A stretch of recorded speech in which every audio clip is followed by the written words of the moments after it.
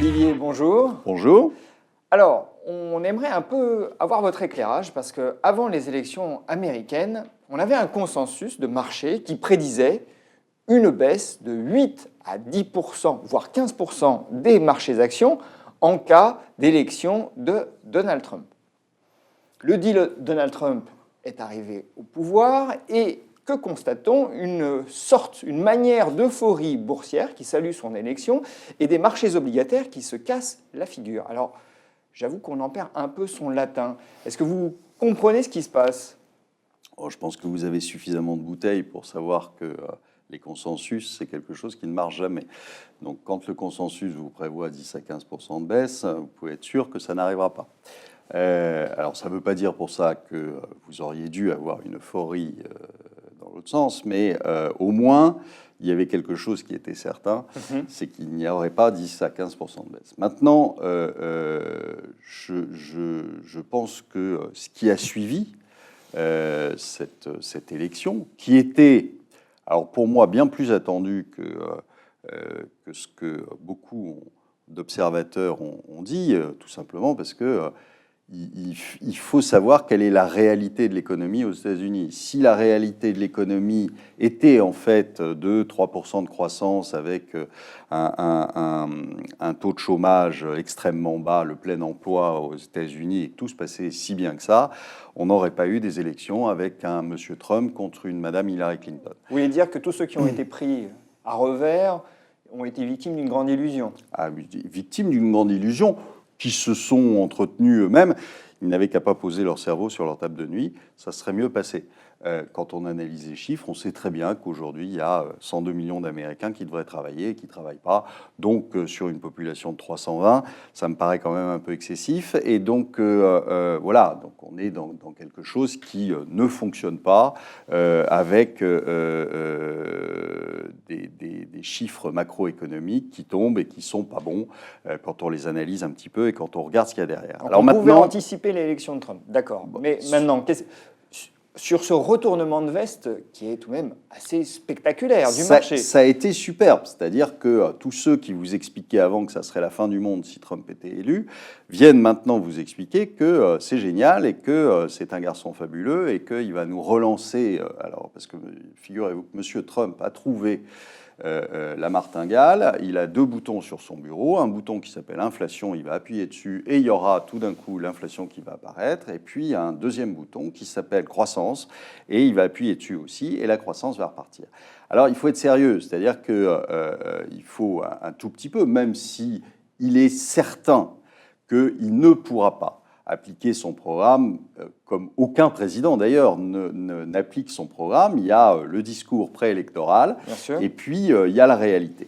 La réalité, c'est que vous avez un congrès aux États-Unis qui ne laissera absolument pas tout faire et que donc il va y avoir des variations sur le programme initial. Alors, simplement, aujourd'hui, il fait quoi ou il annonce qu'il fera quoi pour relancer la croissance? Il annonce, comme d'habitude, puisqu'ils ne savent faire que ça tous, c'est-à-dire une politique keynésienne d'offres, et donc ils disent, c'est très simple, on va dépenser sans compter, ce qu'ils font déjà d'ailleurs depuis un petit moment, on va dépenser sans compter pour investir dans les infrastructures, etc. Bon, la relance budgétaire, je rappelle tout de même que rien que cette année, ils vont finir l'année avec une dette qui aura augmenté de 1 000 milliards. Donc, c'est pas rien. Et tout ça pour faire 270 milliards de PIB de plus. Ça fait 1 pour 4. Bon, donc, on est tous, tous les gens qui nous écoutent sont plus ou moins entrepreneurs ou en tout cas des ménages. Si on leur explique qu'il faut s'endetter de 4 pour produire 1 de chiffre d'affaires, vous n'allez pas faire ça très longtemps. Donc, on est sur une relance classique, une relance budgétaire. On sait très bien que ça ne fonctionne pas. On sait très bien que ça n'apporte pas de croissance, puisque c'est ce qu'ils font depuis des années. Donc, on a bien vu que ça ne marchait pas. Ça ça gagne du temps. Et encore, gagner du temps, j'aime pas l'expression, parce qu'on la paye lourdement en attendant, sans rien voir au final. Donc, on augmente le stock de dette. Si on augmente le stock de dette, ça veut dire quoi? Ça veut dire qu'il va bien falloir le financer. Si vous le financez avec de la dette, il va bien falloir refiler cette dette à quelqu'un. Et là, on a un petit problème. Là, on a un petit problème. C'est-à-dire qu'on se dit, on ne peut pas à la fois taper sur la tête des Chinois en leur disant on va vous augmenter vos droits de douane de X%, et puis de l'autre côté, de leur demander bien gentiment d'acheter de la dette américaine. Ça veut dire que très probablement, c'est Mme Yellen qui va s'y coller. Mme Yellen ou son successeur. Vous voulez dire que la Réserve fédérale des États-Unis Exactement, va acheter la dette Fed qui va racheter la dette américaine, comme le fait la BOJ au Japon qui rachète la dette japonaise. C'est la Fed qui va racheter. Ça veut dire quoi? Ça veut dire qu'elle fera un QE. Et à ce moment-là, il va falloir qu'on m'explique pourquoi les obligations baissent, donc les rendements augmentent aux États-Unis, et pourquoi le dollar monte, parce que si elle se remet à faire du quantitative easing, excusez-moi, mais il va y avoir là probablement une baisse du dollar et une hausse des obligations. Donc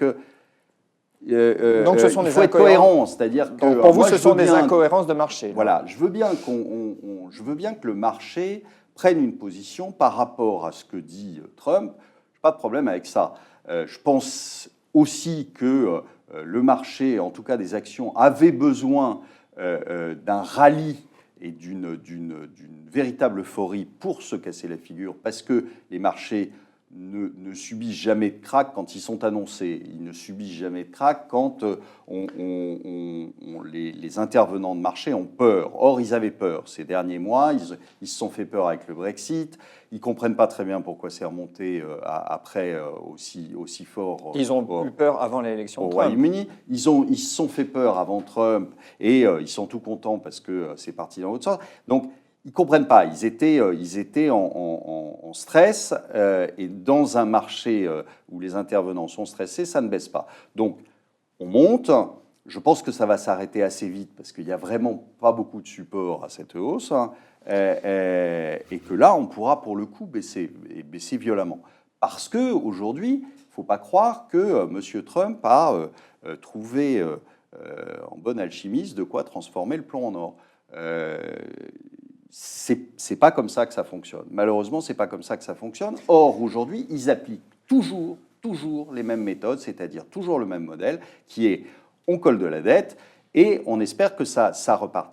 Malheureusement, quand vous avez un tel stock de dette, un point de hausse de taux d'intérêt, ça vous fait tout de suite 1,5 ou 2% de croissance en moins. Et ça veut dire quoi? Ça veut dire qu'il faut aligner en face 2% de croissance, ou 3% de croissance, ou 4% de croissance, si vous voulez tenir. Pour que ces dettes soient rentables. Et malheureusement, quand on est comme aujourd'hui avec un taux de croissance espéré qui est faible et qui sera de plus en plus faible parce que... Mais on vous dit la consommation se porte bien aux États-Unis? Oui, mais c'est faux, parce que quand vous regardez un petit peu, quand vous rentrez dans les détails, moi j'aimerais qu'on m'explique comment la consommation peut bien se porter avec des taux annoncés, en tout cas assez forts. La consommation peut bien se porter alors que tous les distributeurs annoncent des révisions de résultats en baisse, annoncent des licenciements et ferment des magasins. Donc si ça allait si bien que ça, je ne vois pas pourquoi ils le feraient. Et que vous avez tous les indices... On vous dit c'est l'Internet. Oui, mais alors c'est faux aussi parce que y a un indice que personne ne regarde, mais qui s'appelle le CAS Index. Le CAS Index, c'est justement tout ce qui est fret. Alors que ce soit en camion, que ce soit en train, que ce soit en avion, vous avez absolument tous les moyens de transport. Or, il s'effondre en septembre. Et on vous dit, ah ben non, mais la consommation se porte bien. Ben non, s'il fallait transporter des marchandises, si la consommation se portait tellement bien, on devrait transporter des marchandises, et à ce moment-là, on le verrait dans le CAS Index. Donc, malheureusement, j'ai quand même l'impression qu'on se fiche un peu de nous sur les chiffres. Alors, vous savez, le PIB, en plus, c'est un calcul, d'accord? C'est un calcul qui sera révisé. Je dis toujours, regardez ce qui s'est passé par exemple en 2008 où on vous avait sorti un premier trimestre en hausse de 0,8, on le révise à plus 1,4 et on le révise 3 ans plus tard. Alors évidemment, 3 ans plus tard, tout le monde s'en fiche, parce que bon, c'est passé, ça passe à l'as, mais on vous le révise à moins 2,7%. Donc je pense que quand on a assisté à ce genre de, allez, on va dire erreur pour être gentil, traficotage, si on veut être un petit peu plus méchant et un petit peu plus réaliste, il ne faut pas se faire d'illusions. Là, on vous annonce des croissances qui sont, à mon avis, totalement impossibles à atteindre quand on voit le reste des chiffres, parce que tous les mois, vous avez des chiffres aux États-Unis qui sortent et qui ne sont pas bons. Ils ne sont pas bons dans l'investissement, ils ne sont pas bons dans la conso. Et puis tout d'un coup, arrive le PIB et là, les gens se sont mis à consommer la veille du calcul. Enfin, il y a quand même quelque chose qui colle pas dans cette histoire. Et puis, ça colle aussi avec ce que je dis depuis des mois et des mois sur les chiffres du chômage, où on est loin du plein emploi aux États-Unis. Là, il y a traficotage massif des chiffres parce qu'on sort toute une catégorie de gens qui n'ont plus accès justement au chômage, etc. On les sort des statistiques et on vous dit il y a 4,9% de chômeurs aux États-Unis. Oui, il y a peut-être 4,9% de chômeurs aux États-Unis, mais il y en a beaucoup plus qui ne travaillent pas. Et s'il y en avait autant qui travaillaient, vous dites que Donald Trump n'aurait pas été élu? Non, parce que si vous voulez, si vous avez réellement, si c'est la petite maison dans la prairie et que tout va bien et que avec un gros neurose, on vous explique que les États-Unis ne se sont jamais aussi bien portés, je doute que les Américains se précipitent dans les bras d'un garçon qui est peut-être très bien d'ailleurs, mais qui est quand même un refus de l'establishment, donc ça veut bien dire ce que ça veut dire. Les gens, aujourd'hui, n'y croient plus, et ils n'y croient plus pourquoi ? Parce qu'on leur balance des chiffres qui ne sont pas la réalité. Voilà. Sur les marchés, donc, un peu de prospective, vous dites là, finalement, ce début d'euphorie qu'on constate depuis l'élection de Trump, ça pourrait être finalement la dernière envolée avant le grand cassage de figure. Oui, ça pourrait être le rebond du chat mort. Alors maintenant, est-ce que ça va durer jusqu'à la fin de l'année ? Alors tout le monde y a intérêt pour un petit rallye de fin d'année pour afficher des chiffres positifs, ça plairait à tout le monde. Donc je ne sais pas si ça tiendra jusqu'à la fin de l'année. Je ne sais pas si on se cassera la figure en début d'année prochaine ou au milieu de l'année prochaine. Mais je dirais, peu importe, on continue à faire le grand écart entre des marchés qui n'arrêtent pas de monter alors qu'il n'y a aucun soutien. Et que je ne doute pas que dans quelques mois, on s'aperçoive que les mesures de M. Trump ne sont pas aussi formidables que ce qu'on veut bien essayer de nous faire croire aujourd'hui. On ne va pas faire disparaître d'un coup ces 20% de chômage. On va pas. Donc, Olivier, vos préconisations, finalement. Aujourd'hui, c'est touche pas aux actions. Moi, je pense qu'on est dans un. De toute façon, je pense que sur le long terme, on est dans un modèle qui est purement déflationniste dans un premier temps, jusqu'au moment où les monnaies craqueront. Véritablement. Donc, mais ça peut prendre énormément de temps. Regardez ce qui se passe au Japon, par exemple, où le pays est fichu en termes de croissance économiquement, où le pays est fichu, et vous avez encore des gens qui s'amusent à acheter du yen. On se demande pourquoi, parce que, mis à part pour faire du papier toilette, je vois pas l'utilisation qu'on peut en avoir. Donc ça ne vaut rien, et pourtant il y a des gens qui l'achètent, parce qu'ils y croient encore, à M. Abe et à ses flèches. Donc tout est possible. Maintenant, je vous dis, je pense que... Alors vous dites le pays fichu, mais les derniers chiffres sortis sont pas si mauvais que ça. En tout cas, au-dessus des attentes. Mais, enfin... oui, si vous voulez, mais c'est pareil, c'est exactement comme le chiffre de 2,9, c'est catastrophique. Tout le long, c'est catastrophique. Vous êtes encore en déflation alors qu'on vous avait annoncé que de façon magique, on allait avoir de l'inflation. Là aussi, il suffit que M. Trump le dise et tout le monde suit en disant il va y avoir de l'inflation. On va remonter les anticipations d'inflation. Mais comment comment vous avez de l'autre côté les matières premières qui rebaissent, vous avez des pays émergents qui sont complètement étranglés, vous avez... Comment vous faites repartir l'inflation? Moi, je veux qu'on m'explique. Si on me donne une bonne explication, je suis ravi. Mais aujourd'hui, tout ce qui est fait, on le voit aux États-Unis. À chaque fois, on vous annonce, toutes les sociétés vous annoncent des résultats en baisse et ils vous annoncent une pelletée de licenciements. C'est pas inflationniste, ça, c'est déflationniste. Bon, alors Olivier, qu'est-ce que vous recommandez à vos clients, vous?